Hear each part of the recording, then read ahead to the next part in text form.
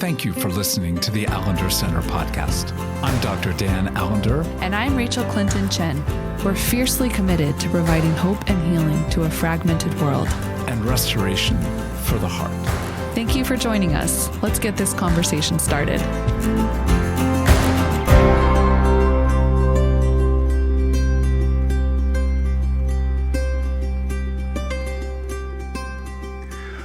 We are going to step into the somewhat controversial issue of memory and story and all the issues that rise with, well, why am I supposed to remember? And what if I don't? But to do so, I get the great privilege of working with my co-author of a book called Redeeming Heartache, colleague and dear friend, Cathy Loerzel. Hi, Cathy. Hi, Dan. Thanks for having me. Oh, what a pleasure to be able to do this with you. So first, let's just talk about your lovely memories. How are they? Flawed. Flawed. Yeah, that's a very kind description of the universality of none of us have what could be called complete, accurate, and undisputably true memories. So let's talk memory first. Why should we even be talking about memory? Okay. Well, I think the thing about memory and even more so the idea of story, our memories are our stories. And there's no story that we tell that isn't from our vantage point. Every story, every experience that we have is going to be different. So like, my husband and I could be sitting at the same dinner table, having the same exact conversation, and our quote unquote memories of that time are going to be different because we're different human beings with different experiences, with different stories. And so the way that we're picking up on what's happening or the things that stand out to us are different. Right.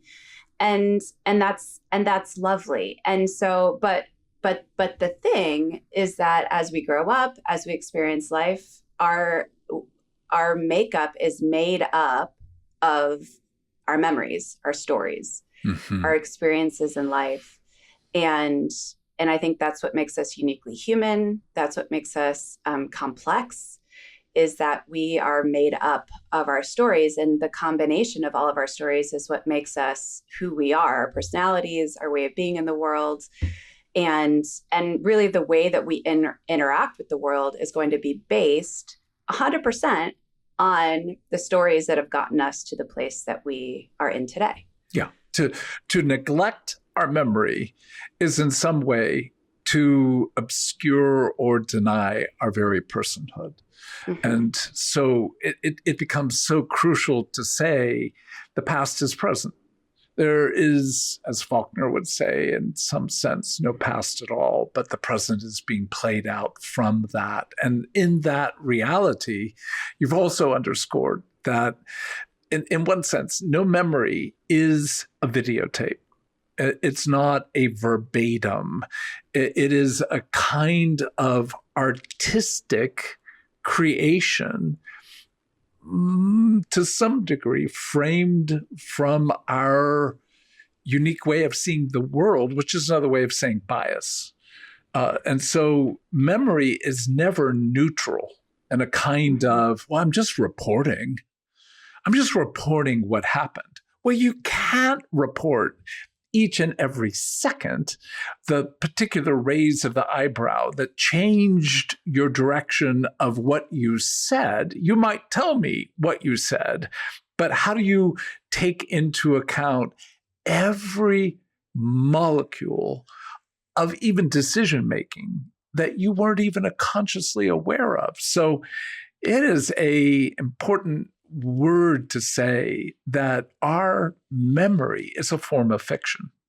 It's a kind of artistic creation that we need to, in one sense, read even if we are to some degree the writer. Does that take you anywhere? Yeah, it took me to the idea of, so why are we talking about memory? Right? Fair enough. Like if it's so flawed, if we can't trust it fully, then why is it important? Because you, even in the text you write, you can't help but reveal something about yourself by what you have written. In that sense, I'm using the word written as a form of your memory. What you remember tells me something about you, and certainly you holding your own memory, it tells you something about yourself. So there has to be, in some sense, an externalization of our memory enough to be able to say it's a text worthy to be read, but also to know I'm the author. I created this, yet so much of good fiction writing, for those I know who write fiction, will often say, I'm not even aware of what I was writing. Mm-hmm. There was something so surprising in what I wrote that in some sense I wrote it, but I'm not fully actually the author of what I wrote. And that's not blaming. It's not exculpating to someone else. It's actually honoring the creative process. Does that begin? Yeah. And what I think, as I've come to understand this work and even what happens, like what changes our minds, what actually heals and shifts our capacity. Because really what we're talking about is almost an apologetic on why is memory important, and why do we need to engage memory, and how do we start to reconcile the reality that if it's not 100% accurate, then is it trustworthy, and how do we actually know that? Because what we're talking about is painful memory, mm-hmm. more than anything else, right? Yeah. And so we all have painful experiences and things that we've gone through that are very, very difficult, and they shape who we are and then how we operate in the world from that place forward. Mm-hmm. I was just reading a book by James Ellis, and he was talking about the kind of ruse of therapy and saying if therapists were honest, they would have to tell you that it's not actually the wound that is the most painful, it's the defenses that we've built in order to deal with the wound that is more painful. So in order for us to understand even how we've built defense structures around how we've been harmed and how we've experienced, difficult things in our life, we have to go back to understand the original wound so that we can understand the defenses.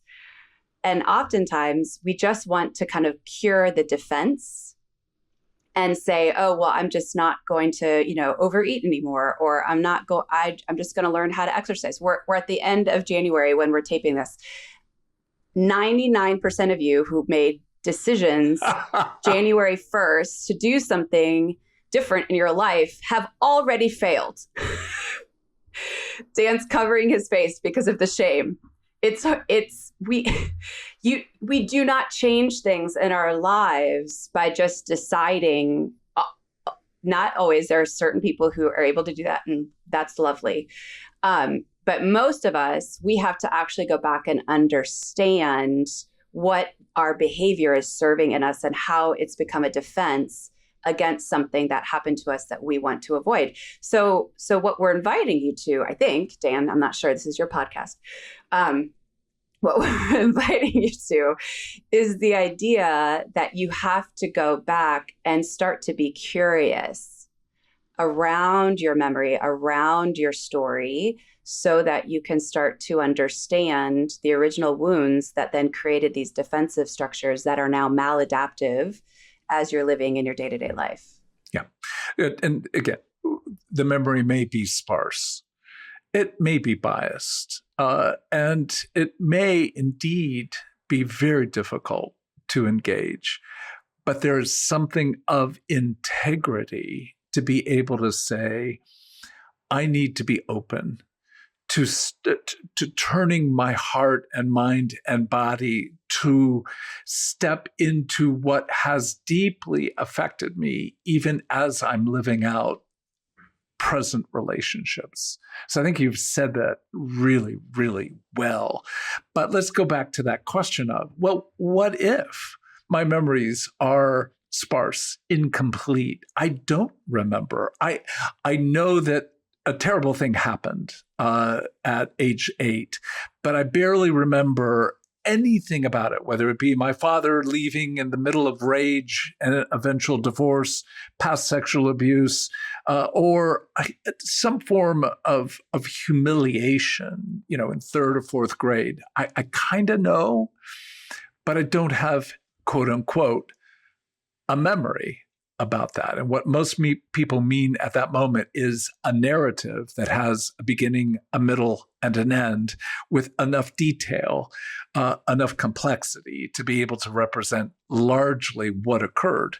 How do you, particularly in your work as a story coach, how do you help people engage memory that they don't have access to?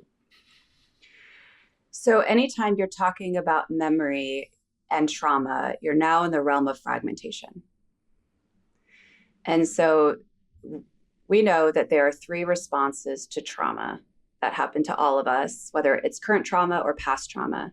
One is fragmentation, which I'll go into in a bit of detail. The second is dissociation, and the third is isolation. And so what you can assume for any of our memories is that when we experience something as a child that's difficult, we don't have language for it, we don't have the capacity to understand what's happening to us, it overwhelms our capacity to metabolize it. That's the basis of trauma.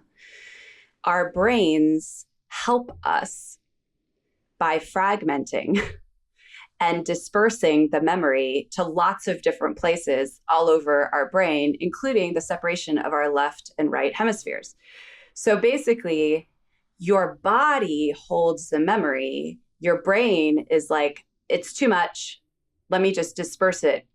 It's like throwing up a puzzle up into the air and just letting it land all over the place, right? And so we have access to a piece of the puzzle. And so a lot of the work that we do in story work is helping people defragment their story.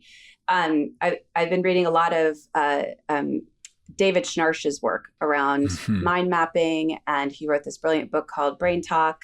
And so what he says, and I think what we're starting to be able to prove in neuroscience, is that the memories are there. They're implicit. They're within our body.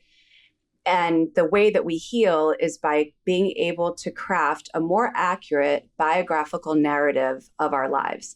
Because when we have these harmful stories that are lodged in our brains and are fragmented and the pieces aren't put back together, we can't actually live in like whole integrated ways because we have all of this kind of embedded trauma.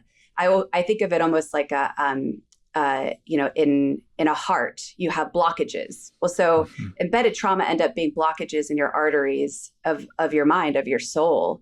And the more blockages you have that are unaddressed, the more your body has to work twice as hard to get the blood to flow.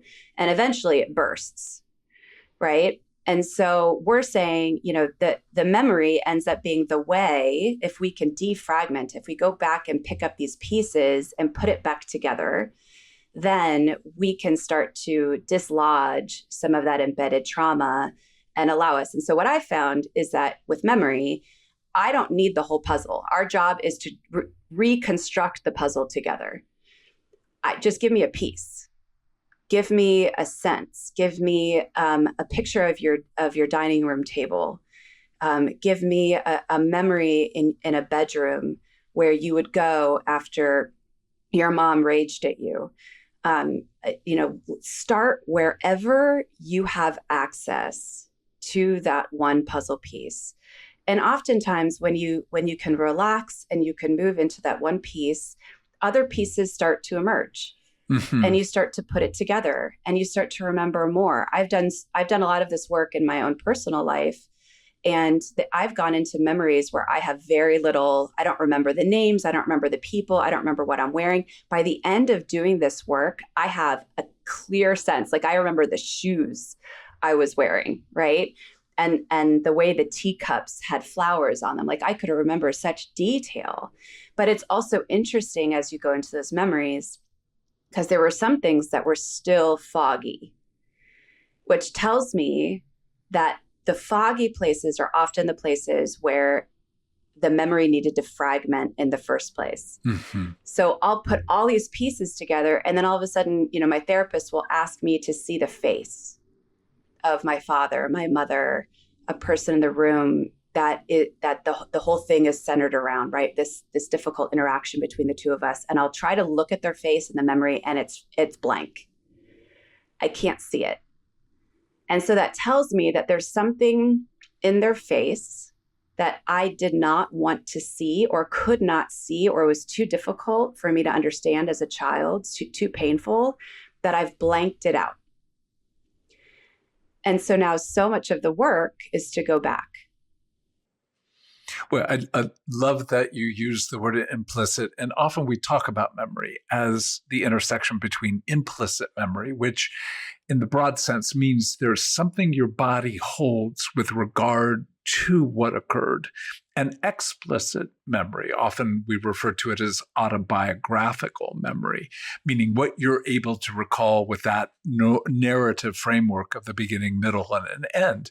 But even a fragment has a kind of beginning, middle, and end. And you're actually naming the fact that for many of us, when we hold, for example, a photo is a fragment.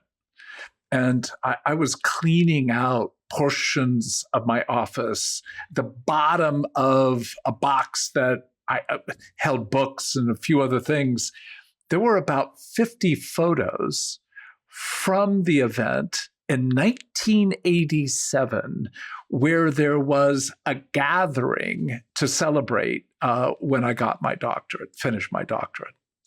And as soon as I saw the first photo, I had a visceral, strong body response like, oh no, because many of the relationships from those moments are no longer intact. Losses, friendships, some still there, but a heartache from that particular period.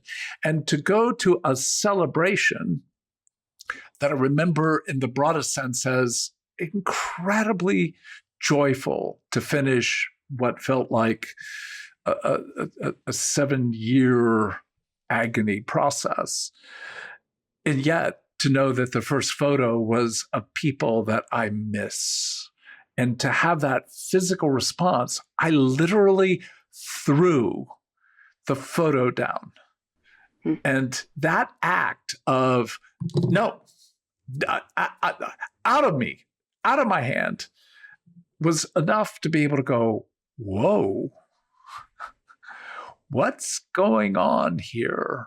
There's loss, there's heartache, but there's also joy and wonder. What's going to keep you from entering these photos? And I think for many of us, whether it be a fragment of a photo, a fragment of going back to your elementary school and walking around the playground, or as sometimes the spirit does, simply brings that particle into a kind of consciousness. The question is, what does our body, our heart do with it? And the stance of, it's too much. That's what you're putting words to as. We often, in our defense, create even more harm than what the original harm may have been. Mm-hmm. Yeah. And I think so much of the healing is being able to go back and be brave enough to re-engage those memories, knowing that when you defragment, it actually gives you a lot more freedom, a lot more settledness, and a lot more capacity to live currently in the way that you so deeply long for. Yeah. Well, it didn't at first for me. So over time, perhaps? Well, these were photos I found about 6 days ago. And I can say that at first, literally threw it down. And that was enough to be able to go, wow, what's going on for you? And so that first stance of curiosity, like, will you listen to your body as a particular portion of a memory returns? And if you find aversion, if you find rage, if you find anxiety, your body is telling you this is a threat. Can you own the threat, honor the threat, and be able to say, this will not be easy to step into, versus simply distracting yourself or feeling the pressure to remember. So I think that first stance of what do we do with the small? Yeah, it's good. And I love that phrase that's so embedded in scripture, be found faithful with the small, and he will give you the large. With regard to memory, you don't have to remember. You have to be faithful with what's given. Mm-hmm. What your body, your mind can hold in the moment versus feeling the pressure to run from it or to actually engage it and resolve it. So I think that first day was enough for me to have the photos. I kept them on my desk, and just keeping them on my desk, literally seeing them as I was doing other things, it opened up kind of the next part, which was I began to filter through a few of them. Not all of them, but a few of them, and then settling on, oh, it was good to see the face of person X. It was really hard to see this face, and letting myself have a response, but not even trying to remember. But the photos over the entire party actually began to tell the story. And that was a great aid. Sometimes I don't have access to a series of photos. Some of my past abuse, obviously, I don't have photos of, but it's not a lot different in terms of collecting parts and letting the parts begin to be, even if they're islands, some sense of what's the water between, and are there bridges that we can begin to build, or a ferry to bring you from one island to the next. And that seems to be how we stitch memories together. Mm-hmm. And even the term recollection, we recollect what is, as you put it so well, fragmented parts. Is that what you're meaning in part by defragmentation? I think so. Yeah. And oftentimes I'll use the image of a thread. Like, I think that's what you're saying is if you just follow and pull at the thread that's available, instead of feeling the demand that the whole story needs to be revealed or that you have to kind of remember everything. Oftentimes when we're dealing with stories, there's at least a thread that you can start to pull. And that takes you somewhere. And so all you have to do is be faithful to that one thread that's being presented. And I also, what caught me also about what you're saying is the idea of how hard it is often to settle down and actually acknowledge what we're really feeling in a moment.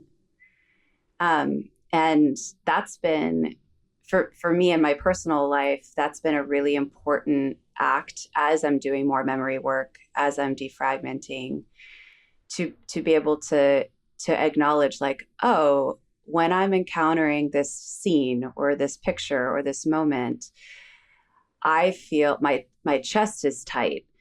All of a sudden I feel exhausted, like I could just go sleep for 12 hours. Something's happening. What am I feeling? And that sounds so silly because, like, I've been doing this work for so long and I'm still like at the baseline, like, how are you feeling right now? I feel sad. Like, okay, that's a start, but it really is something that we so often overlook in our own bodies. We skip over those really small moments that are actually very deeply meaningful and able to show us something that we need to listen to and slow down long enough to be able to recognize and say, oh, okay, I'm having a response. Yeah. Well, even as we're talking, I need to remind myself, and maybe the audience doesn't, but it's a labor. Again, we know that, for example, cortisol, our stress biochemical, is very influential in terms of our ability to remember. So that the higher the event of cortisol, meaning the higher stress, the higher trauma, it's hard to remember.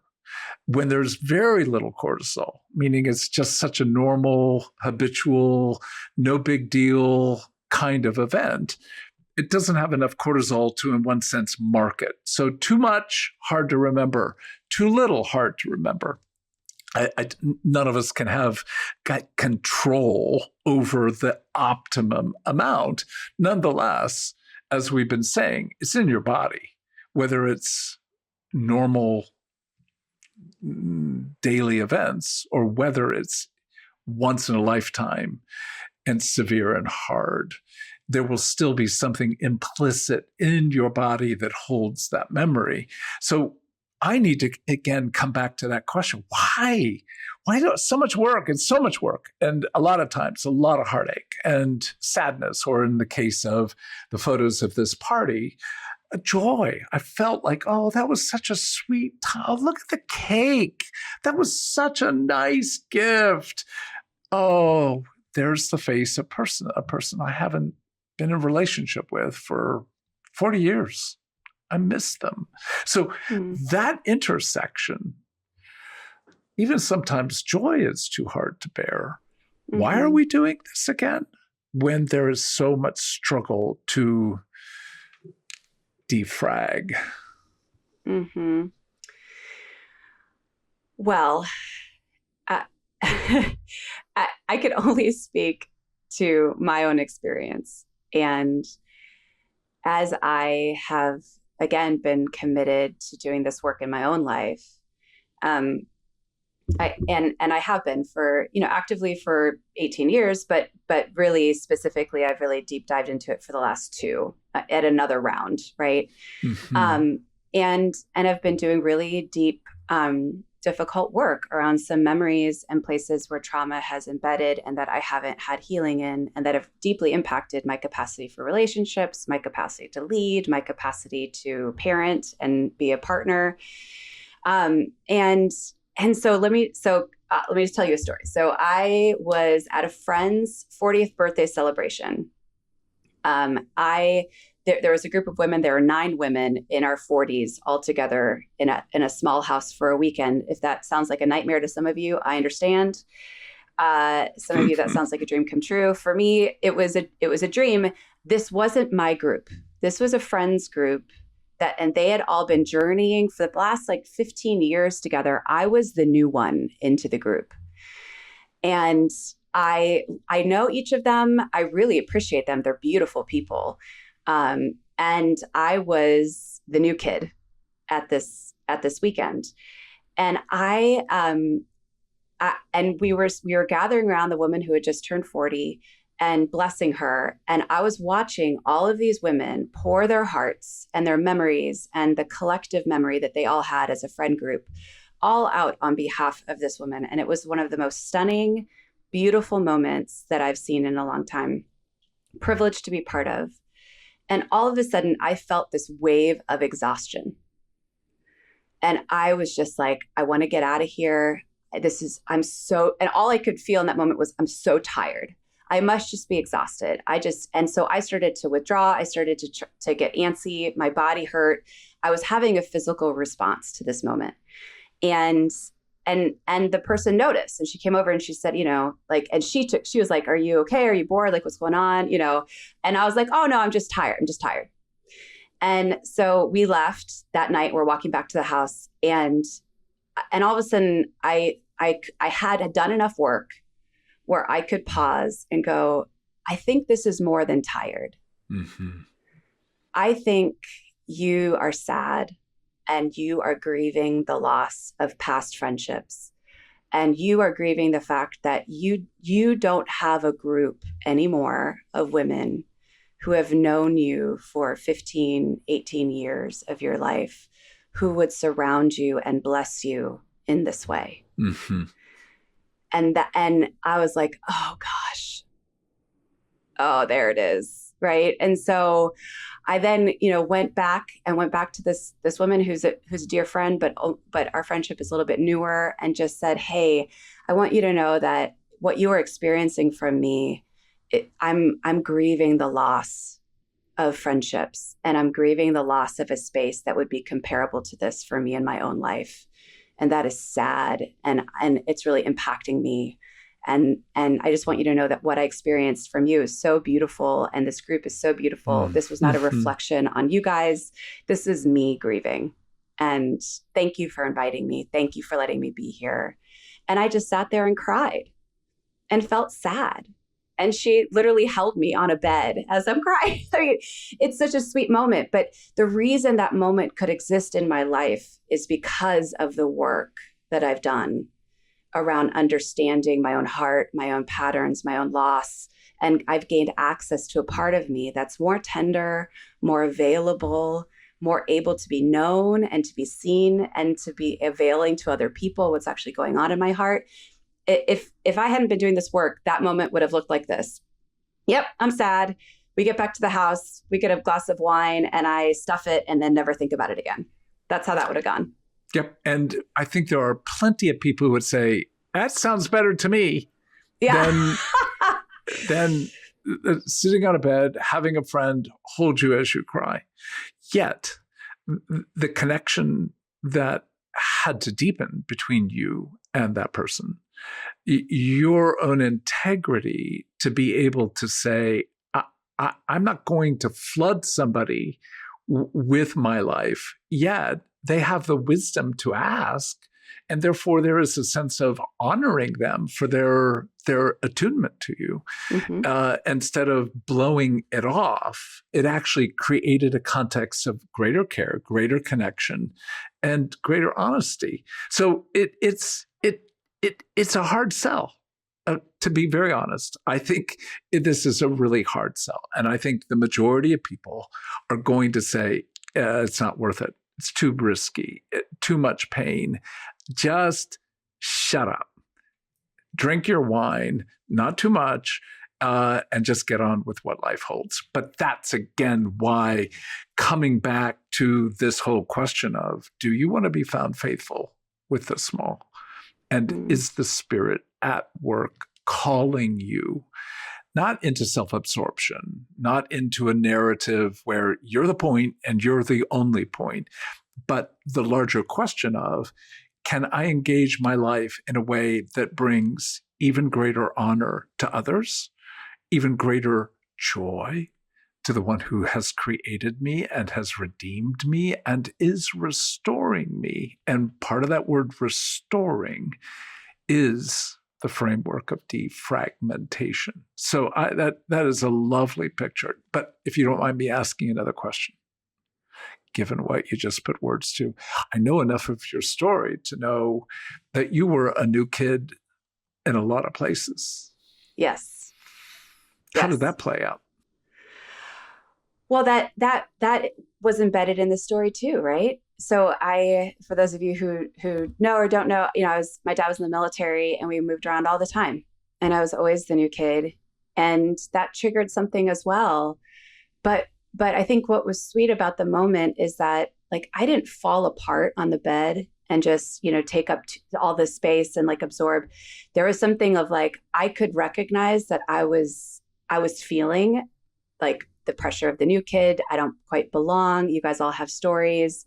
I'm triggered in that moment from my own past.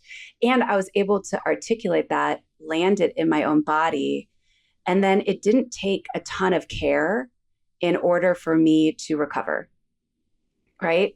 It's like, I cried a little, I landed into it. And then it was like, and I was soothed. I felt okay. I felt like there was sweetness between the two of us but I was able to contain and care for myself and do my own work in the moment.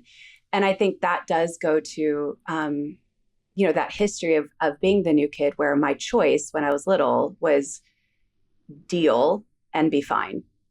Like, power up, handle it. Don't feel the terror. Don't feel the intimidation. Don't feel any of it. Just power up and just, find a way to be liked by these people. Yeah. Yeah.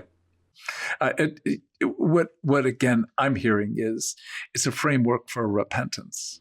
Yes. If we can't name the shaping and how the shaping structures our way of being in the world, yeah, I mean, as a brilliant, young, attractive human being like you would have powered up and you would have made connections, and they would have been, in many ways, satisfying up to a point. Mm-hmm. But I doubt it would have had the same level of both vulnerability, of humility, but the key word, courage, the courage to be able to say what you said to your friend. And again, a connective link even more so deepened. That just feels very sweet. All I've done so far with my photos is I've now been through them all. And what I was able to do is to say, of this, some almost 50 photos, there are about 20 that I'd like to keep.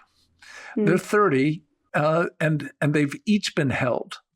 And like, do I want to keep this? And yeah, some are redundant, so those were easy to discard. But there is a sense in which we're not absorbing in a memory. We're inviting that memory to propel us into a present and future that has a chance to be, in one sense, richer and deeper and closer to who we are meant to be. And so it was in that process of coming to my 20 photos, I'm so grateful for being able to hold the memory. But now, yes, there was loss. Yes, there is still loss. Yet, being able to hold those 20, I'm not quite ready to go back and look at them again. I've done some really good work, but I can tell even as I'm talking, like, they're not more than actually about a foot from me right now. I'm not ready to go back. But I think there will be a day when I'll want to go back, but I also know the Spirit's going to be asking, and what do you want to do with the photos? Not so much, where do you want to put them? But are there people you want to reconnect with? Are there people that you need to ask forgiveness from?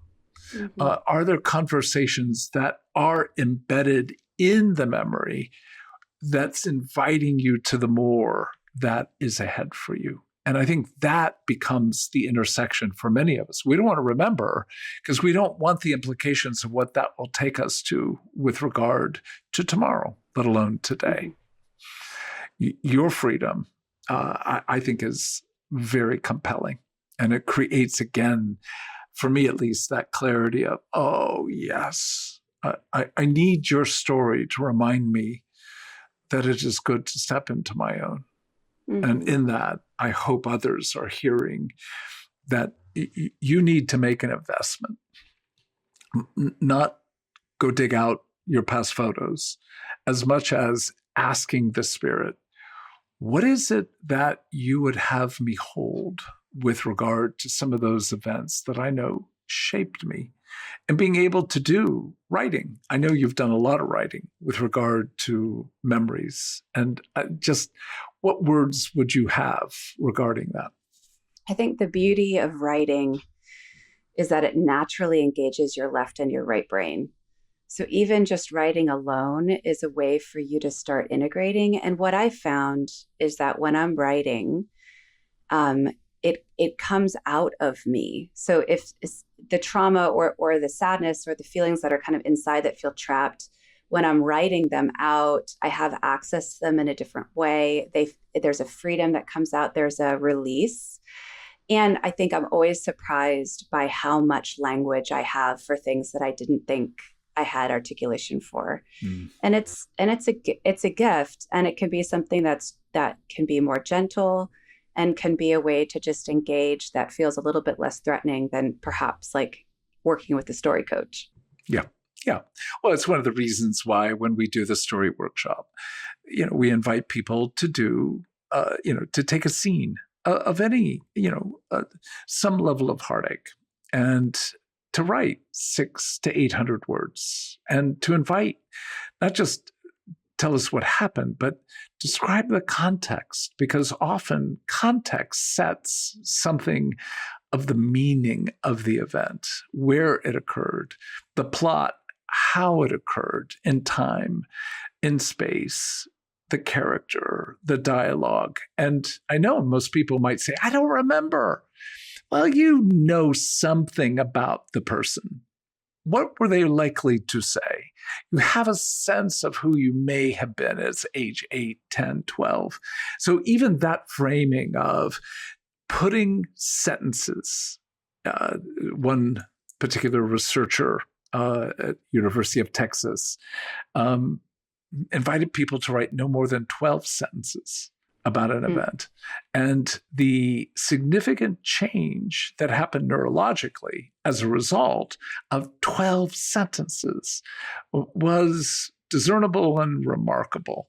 So I think part of this labor is make an investment to at least be curious, to open the door to some degree of articulation.